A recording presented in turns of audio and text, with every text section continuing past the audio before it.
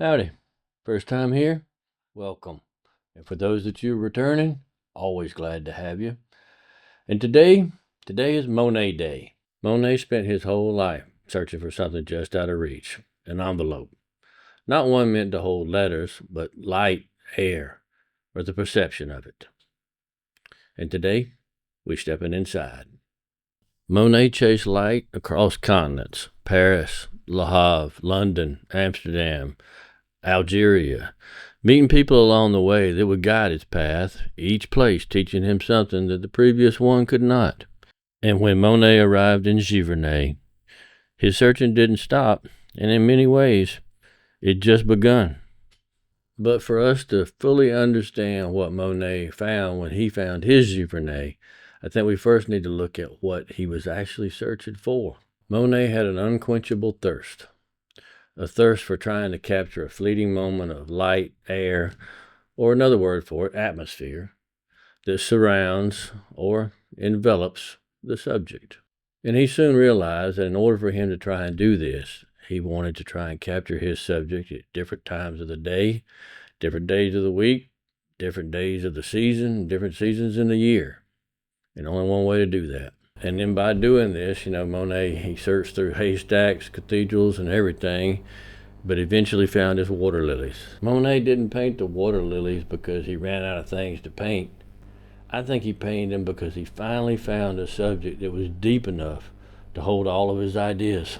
The subject was never the cathedral, the haystacks, the bridge, even the water lilies. It was always the space in between him and the subject.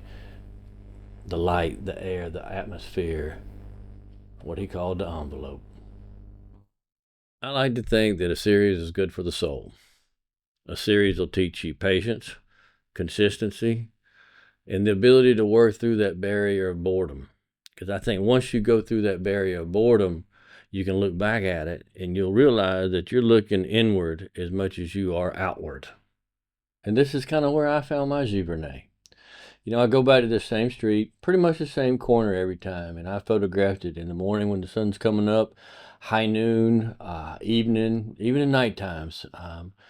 And when I said something like, it caused you to look inward, it actually has, because I went with the goal of trying to finding out what focal length I really liked and what I wanted to shoot at and what felt most comfortable to me.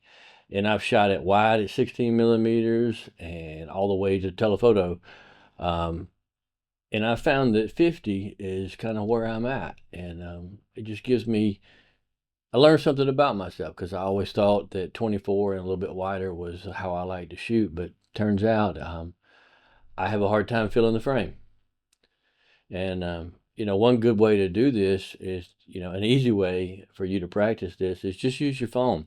Because your phone has several lenses on it, and you can shoot it wide and medium and close up is telephoto. And so just, use your phone and see which one you like. And there you might find a little bit more something about yourself too.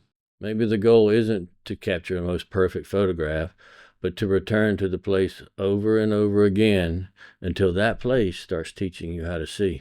Because once this happens, the subject will disappear and only seeing remains. Decades later, artists are still stepping inside Monet's envelope without ever realizing it. Saul Leiter once said, "One of the things photography has allowed me to take pleasure in is looking." And in many ways, that may be the very soul of photography. Not chasing, not collecting, but just learning how to look. I've been lucky enough to walk the streets of Hong Kong many times, but never seen them look quite the way that Wong Kar-Wai does in his films. Because Wong Kar-Wai was never really trying to document a city. He was just revealing the one that he carried inside him. He filmed, with motion, emotion, not just the subjects, but the space in between them. All the blur, all the color, all the passing lights. And just like Monet, Monet wasn't painting just what was in front of him. He was painting what it felt like to be there. Monet searched for 43 years before he found his Giverny. But what he was really searching for was a new way of seeing. And in my world, somewhere along the way, without me even realizing it, This became my Giverny because I just stopped visiting these markets. I started belonging to them. Your Giverny very well may not be a garden, probably isn't, but it could be a street corner, cafe, a walk you've taken 100 times.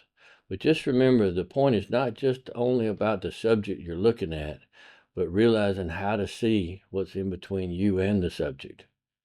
For me, the subject is of secondary importance. I want to convey what is alive between me and the subject.